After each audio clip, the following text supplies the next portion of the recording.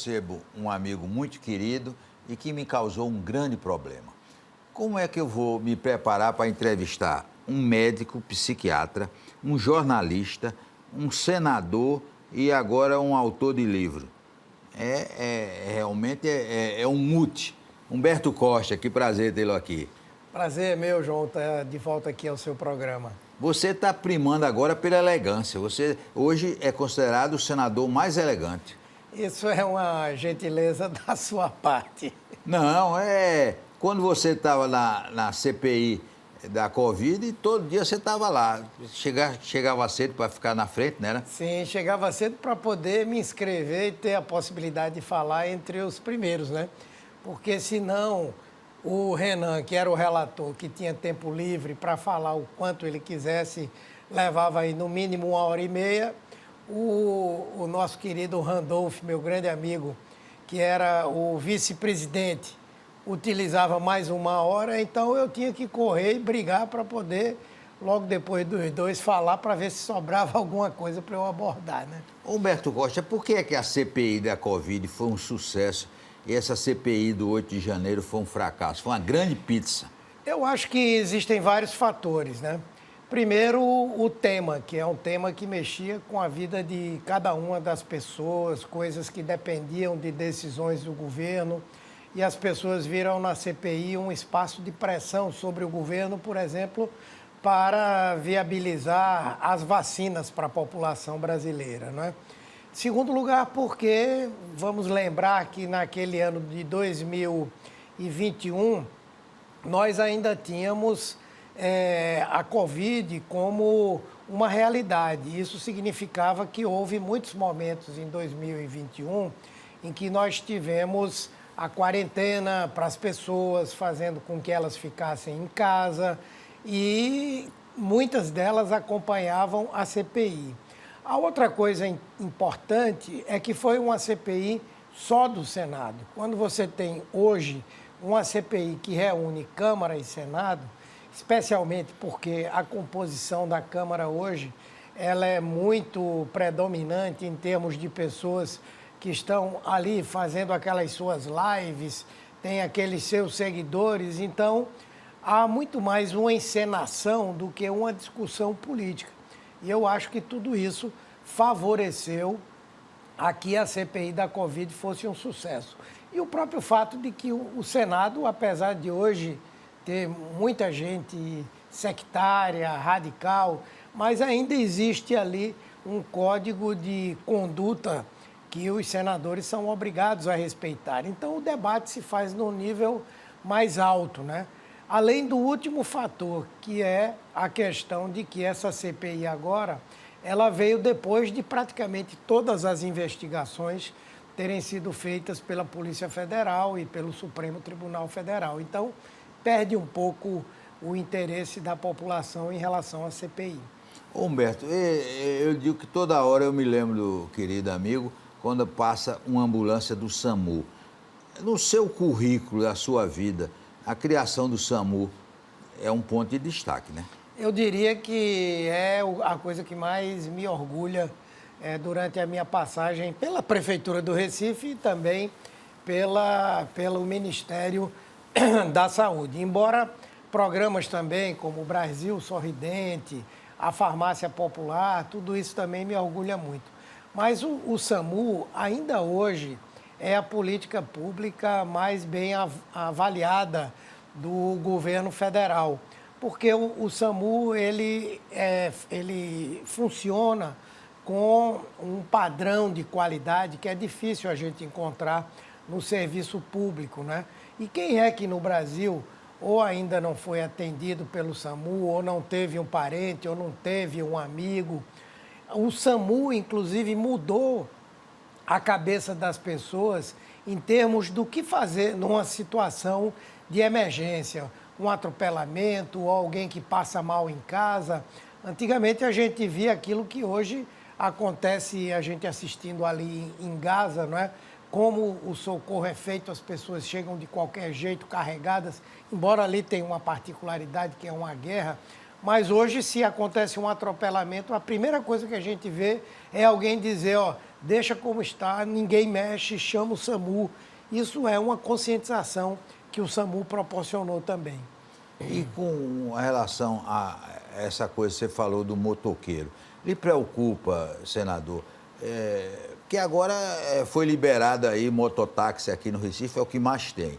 E o número de acidentes com moto é uma coisa impressionante. Você anda na rua, o motoqueiro não usa sapato apropriado, não usa nada de defesa, e cada vez mais, e depois é o seguinte, esses acidentes com motociclistas são caríssimos, porque ele passa não sei quanto tempo, não sei o percentual grande das UTI de Pernambuco, são ocupados por motoqueiro. Ele preocupa e pode ter uma lei para mudar isso?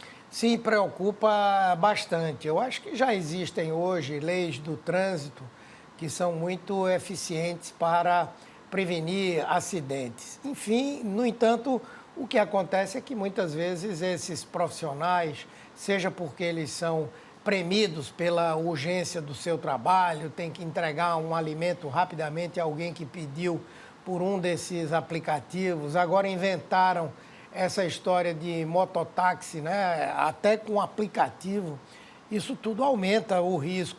O que eu acho importante é que o governo federal aproveite esses próximos 3 anos que ainda temos para fazer uma mudança em termos de prioridade de transporte.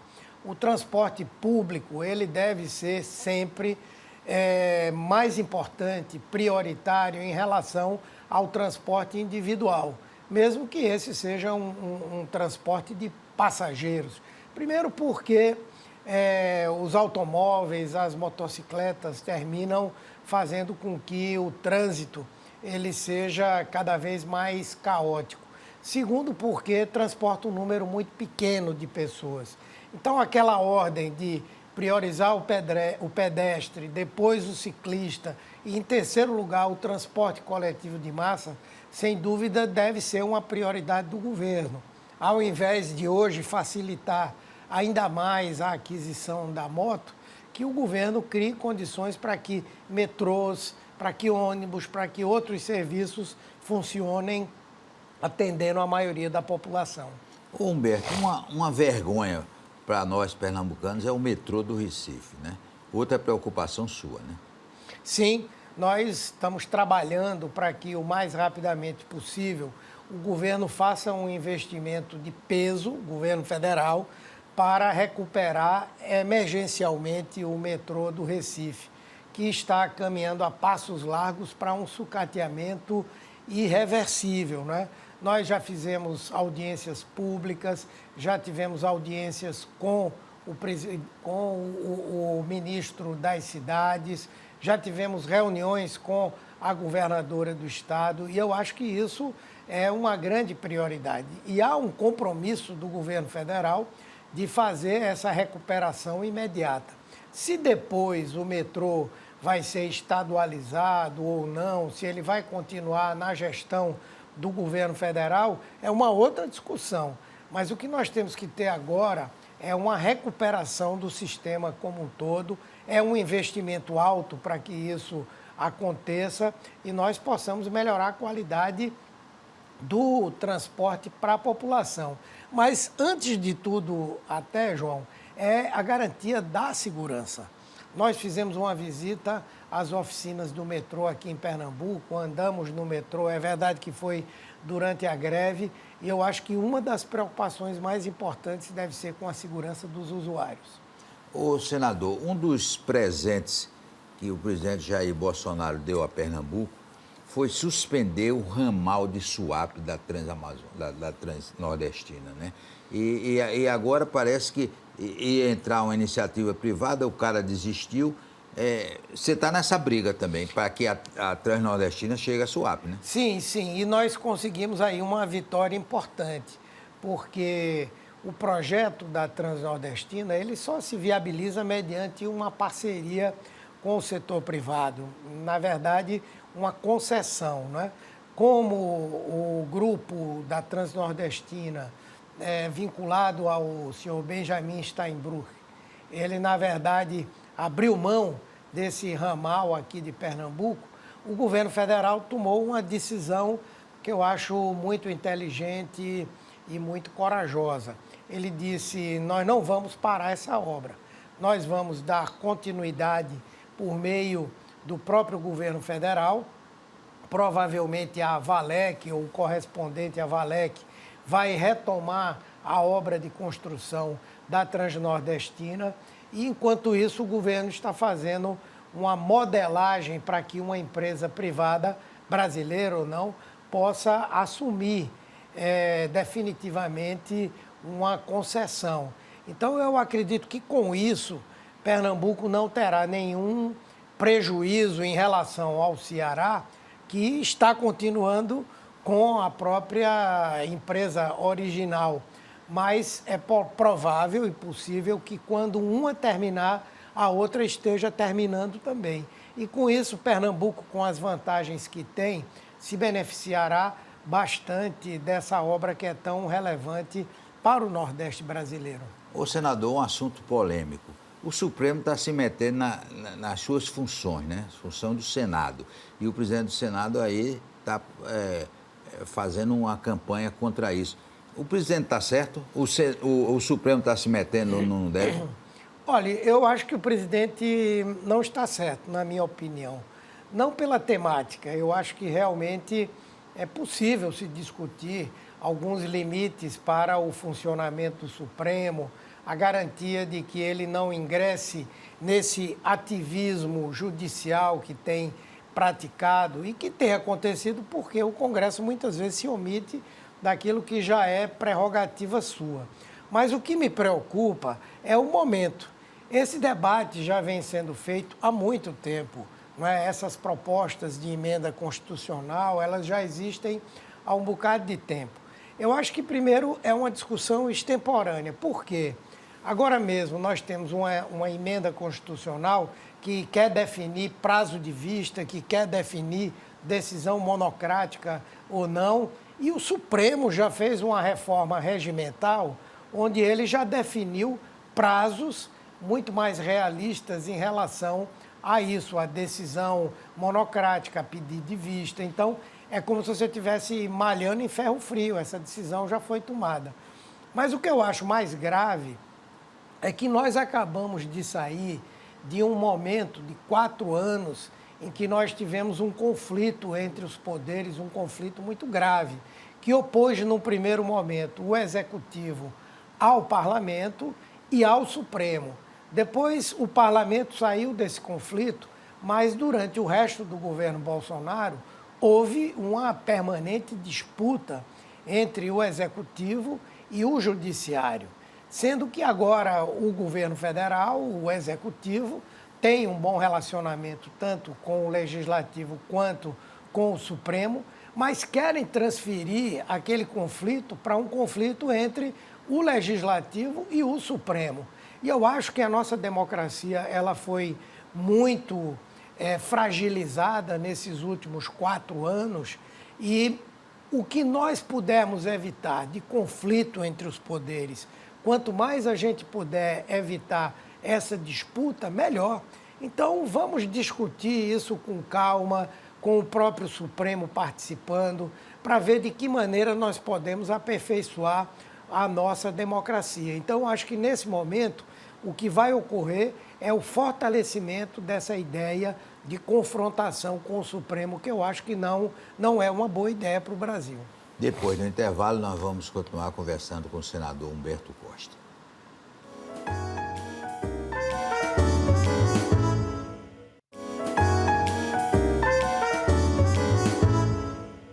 Senador Humberto Costa, o senhor lançou um livro sobre um holandês que ocupou o Recife durante Maurício Nassau. O que é esse livro? Bem, na verdade a ideia surgiu porque no ano que vem, 2024, nós vamos completar 400 anos da primeira tentativa holandesa de dominar e colonizar o Brasil. Em 1624, a Companhia das Índias Ocidentais invadiu o estado da Bahia, não é? Durante um período curto, pouco mais de um ano, ocupou aquela cidade e depois foram expulsos, né?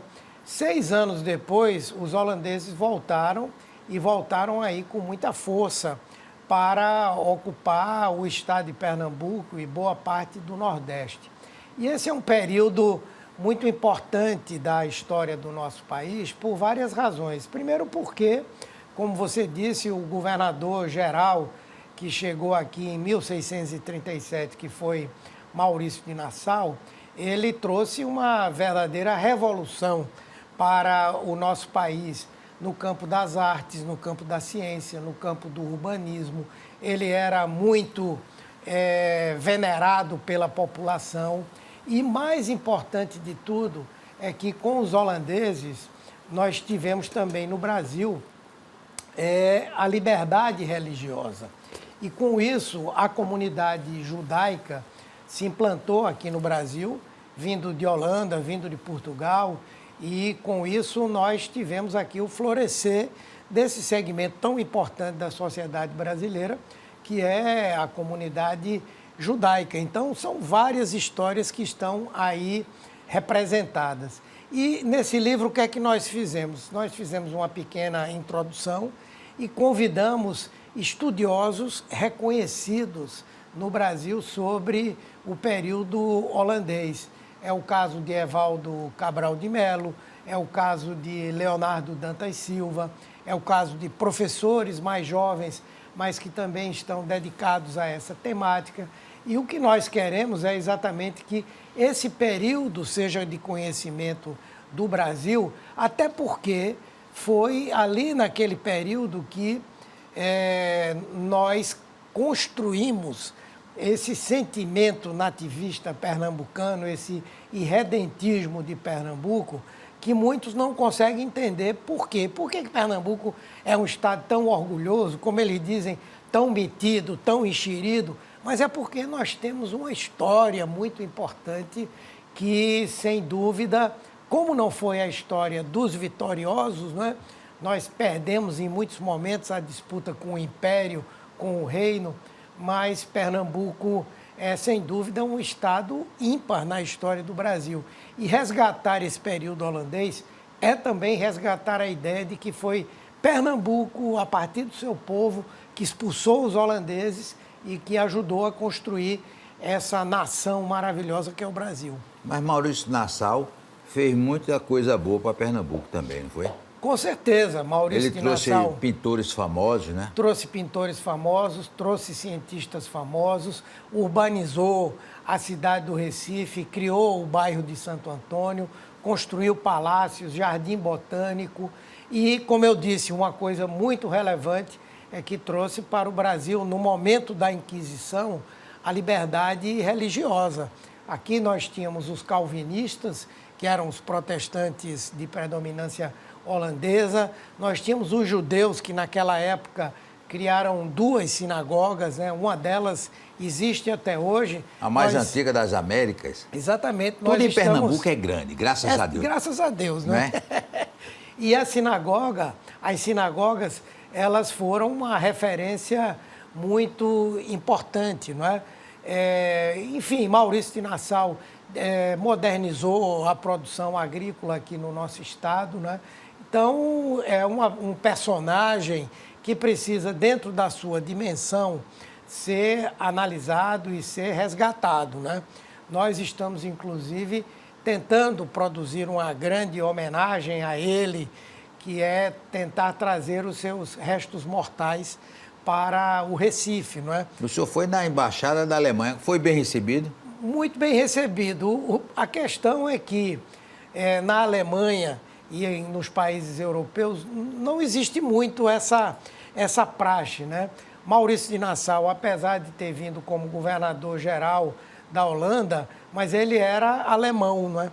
Era primo do príncipe regente da Holanda, veio para cá contratado para ser o governador-geral, voltou para a Holanda, morreu na Alemanha e depois foi trasladado para a cidade de Siegen, onde ele está enterrado e onde lá existe um conjunto de parentes do próprio Maurício de Nassau. Então, nós começamos um movimento para tentar trazer esses restos mortais, que eu acho que seria uma grande homenagem. Se houver um sinal verde por parte da Prefeitura de Siegen, da província onde está essa cidade e do governo alemão, nós então vamos mobilizar a Prefeitura, o governo do Estado, para fazermos aí uma grande homenagem, não somente a Maurício de Nassau, mas ao período holandês e também à comunidade judaica, porque nós estamos lutando para tornar a sinagoga tanto um patrimônio cultural e artístico nacional, histórico também, como um patrimônio histórico-cultural mundial. Estamos fazendo essa mobilização para que a Unesco faça esse reconhecimento, porque, afinal de contas, como você disse, foi a primeira sinagoga das Américas. E foram daqui também os 23 judeus que foram para Nova Amsterdã, que depois virou Nova York, e que criaram a primeira comunidade judaica da América do Norte. E Maurício Nassau fez um negócio que até hoje, depois dele, ninguém conseguiu. Ele botou um boi para voar, não foi? Sim. O boi dele voou, não foi? Isso é um episódio muito engraçado e tá inteligente. No seu livro? Ele cita, assim, há uma citação, não sei se no artigo de Leonardo Dantas Silva, acho que sim, mas é citado. O que aconteceu? Maurício de Nassau queria construir uma ponte que ligasse o bairro de Santo Antônio, né, com o bairro do Recife, né? E ele não dispunha de muitos recursos, já havia uma crise. Então, o que ele fez? Para poder arrecadar os recursos para a construção da ponte, ele resolveu fazer uma grande festa. E nessa festa ele prometeu que faria um boi voar. Então, ele fez desfilar um boi verdadeiro, né? Foi levado até aquele local, colocado junto, mas, na verdade, o boi que voou foi um boi feito de tecido, cheio de algodão, enfim. Mas a população acreditou que o boi tinha voado. E deu dinheiro a ele, né? Deu muito dinheiro, ele conseguiu terminar a ponte.